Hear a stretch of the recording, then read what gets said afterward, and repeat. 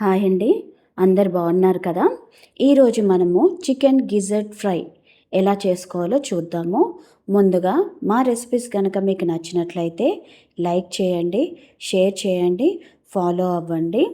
Gizzard తేగానే దాంట్లో కాస్త ఉప్పు, పసుపు వేసి 3 సార్లు శుభ్రంగా కడుక్కోవాలి. కడుక్కున్నది పక్కన పెట్టుకొని ఒక ప్యాన్ తీసుకొని అందులో 3 స్పూన్స్ ఆయిల్ వేసుకోవాలి, జీలకర్ర వేసుకోవాలి, అల్లం వెల్లుల్లిపాయ పేస్ట్ వేసుకొని బాగా కలుపుకొని మూత పెట్టుకొని దాన్ని బాగా మగ్గనివ్వాలి. ఇప్పుడు అందులోకి కడిగి పెట్టుకున్న గిజర్డ్ వేసి బాగా కలుపుకొని మూత పెట్టుకొని పక్కన పెట్టుకొని ఉడకనివ్వాలి. ఇప్పుడు దాంట్లోకి కారం, ఉప్పు, పసుపు, జీలకర్ర పౌడర్, ధనియాల పౌడర్ వేసుకొని బాగా కలుపుకొని మూత పెట్టుకొని మగ్గనివ్వాలి. మధ్య మధ్యలో మూత తీస్తూ కలుపుకుంటూ ఉండాలి.